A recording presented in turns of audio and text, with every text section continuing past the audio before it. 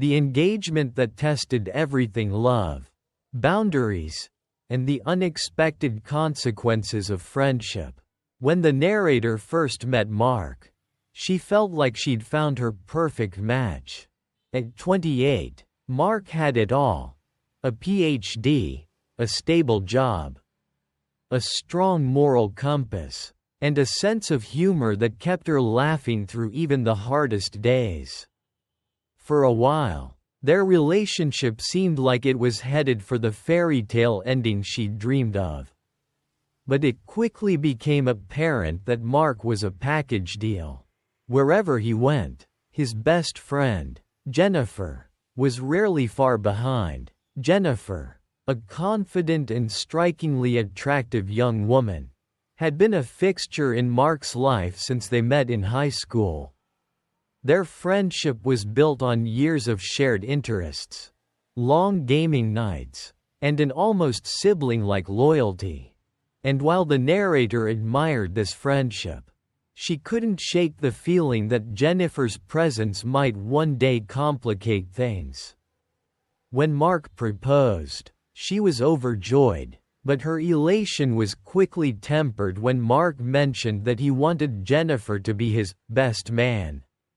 It was unconventional, sure, but she agreed, thinking that Jennifer's role in his life was important enough to warrant a unique place in their wedding.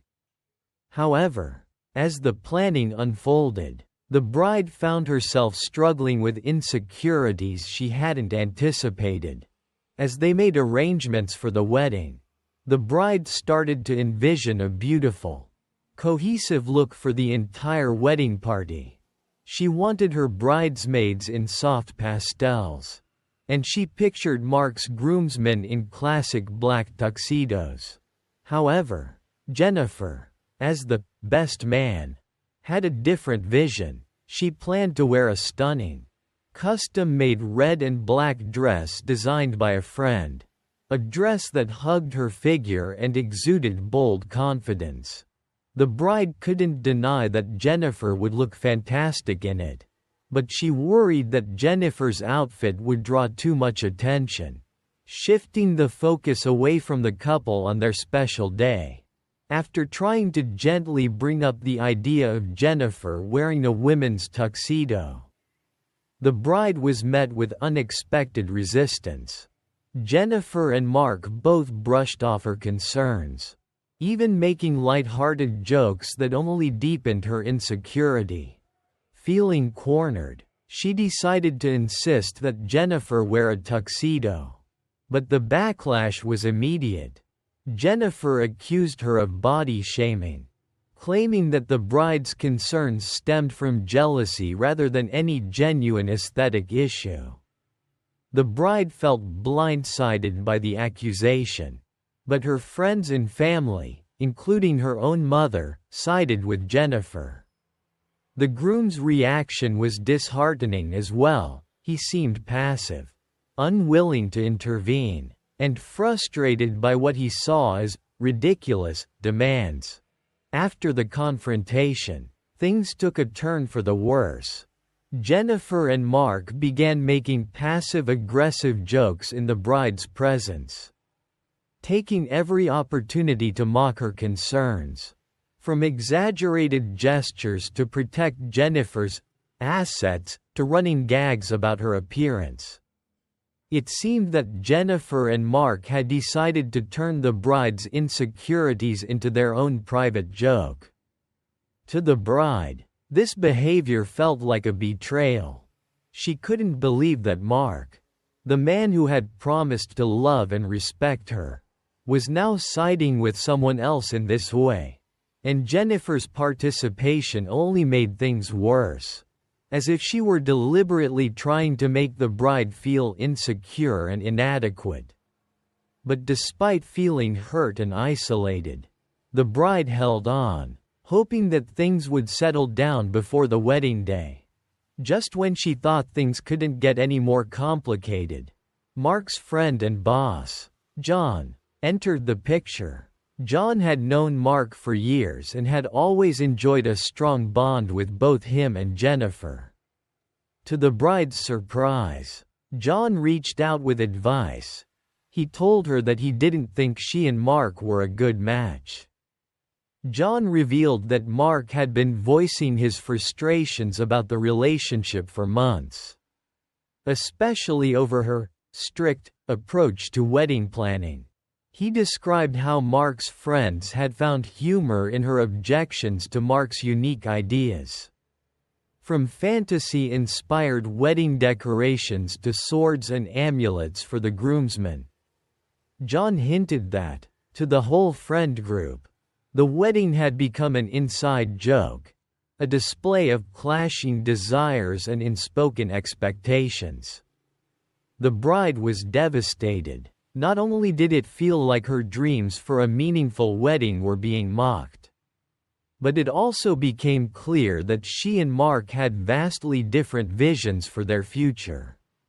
She felt as though she had unknowingly become an outsider in her own relationship. Surrounded by people who saw her efforts to create a memorable wedding as controlling or boring. With John's words weighing heavily on her, the bride went to speak with Mark, hoping for reassurance. Instead, the conversation confirmed her worst fears. Mark admitted that he had been feeling increasingly unhappy and stifled, that her insistence on structure and tradition was at odds with his laid-back, unconventional style. He confessed that he felt pressured to propose because of her timeline to marry before 30. And that he hoped things would just work out. When the bride asked him why he had even proposed if he was unsure, Mark gave her a sobering answer. He confessed that he felt trapped between her expectations and his loyalty to Jennifer, feeling torn by a sense of duty rather than genuine excitement. And while he insisted he hadn't crossed any boundaries with Jennifer, he revealed that she was the person he valued most in his life. The one relationship he'd never risk. The bride was shattered. In that moment, she realized that her fairy tale engagement was not only unachievable, but it had been overshadowed by a bond she could never match. The more she tried to understand why Mark's feelings for Jennifer hadn't evolved into romance, the more it became apparent that their friendship represented a kind of companionship and understanding she could never replicate. With her heart breaking, the bride chose to end the engagement. She realized that clinging to a relationship where she constantly felt dismissed and second-guessed was only hurting both of them. Mark's loyalty to Jennifer and his resistance to compromise on the wedding revealed that they had irreconcilable differences. The wedding she had envisioned was gone. But more importantly, so was the relationship she had invested in with everything she had. After the engagement was called off, the bride experienced a flood of mixed emotions. Her family's response was one of tentative support but also contained an undertone of, "I told you so." Her mother even suggested that Mark might have been better suited for Jennifer all along. And as painful as that was to hear, it was a sentiment she could no longer ignore. In the days that followed, she found herself reflecting on the role she had played in the breakup. Was her desire for a structured, beautiful wedding an attempt to control something she couldn't control in the relationship? Had she allowed her insecurities to cloud her judgment, pushing her to demand too much? In letting go, she began to see that her dreams for a perfect wedding had been masking deeper fears and anxieties. Through the pain, the bride came to understand that relationships are not about bending someone to fit our ideals, but about embracing each other's differences. Mark and Jennifer's bond was something she could never replace, but that didn't mean she was any less worthy of love or belonging. She learned that real love means choosing a partner who values your presence and respects your vision without feeling the need to mock or undermine it. In relationships, healthy boundaries matter. It's important to respect friendships. But it's also essential to communicate openly about insecurities. The failed engagement taught her that compromising one's self-respect or trying to win against perceived competition never brings happiness. Instead, love thrives on transparency, support, and the willingness to grow together, not by proving oneself against another. When we enter relationships, we bring our dreams, insecurities, and expectations with us. But the true test of love isn't just in how we celebrate the good times but in how we navigate the difficult ones. Sometimes, we must let go of what we thought we wanted to make room for the love we truly deserve. May this story remind us all that love is a choice to listen, to trust, and to allow each other the freedom to be authentically ourselves. Beyond betrayal, Sarah's journey to reclaiming peace and rediscovering love. Sarah's life was filled with the rhythms of family life, dinners with her husband and children, frequent calls with her best friend, and weekends spent together as a tight-knit group. Married for 6 years, Sarah and her husband had 2 beautiful children and were eagerly expecting their third. Sarah had known her best friend, whom we'll call Emily, since childhood. They were inseparable, practically sisters. Together, they had seen each other through life's highs and lows, from college graduations to weddings, and every small moment in between. But in a single day, that life shattered. While searching for her husband's phone to check the time, Sarah saw a series of messages from Emily that were unmistakably intimate. Shock turned to nausea as she scrolled through the texts, her heart pounding as the betrayal unfolded before her eyes. For 4 months, her husband and Emily had been carrying on an affair, deceiving Sarah while she carried their third child. Stunned and heartbroken, Sarah locked herself in the bathroom, where she allowed herself to cry. She knew her life would never be the same. But in that dark moment, as her tears subsided, a sense of clarity emerged. She realized she had to make a plan, not only for herself but for her children's future. She would approach this ordeal with a quiet resolve, gathering evidence, consulting a lawyer, and protecting herself and her children from the fallout of this betrayal. In the days that followed, Sarah faced countless painful decisions. She confided in her family, who offered immediate support and comfort, particularly her father. Despite his declining health, her father's love and wisdom had always been a guiding light in her life. He encouraged her to keep going, reminding her of her inner strength and resilience. But the weight of her situation was heavy, compounded by the grief of watching her father grow weaker each day. Determined not to show her pain, Sarah put on a brave face for her children. She spent time playing with them, maintaining their routines, and ensuring they felt loved and secure. But as the days turned into weeks, the emotional strain became overwhelming. Her husband, when confronted, showed remorse but failed to rebuild her trust. Emily, however, remained distant, and her absence stung more than Sarah had expected. During this challenging period, a longtime family friend, Jake, stepped up as a steadfast presence in Sarah's life. Jake had always been around, but until now, Sarah had never realized the extent of his loyalty and kindness. Jake offered small gestures that made a world of difference, picking up the kids from school, bringing over dinner when she was too tired to cook, and simply being someone to talk to on the hard days.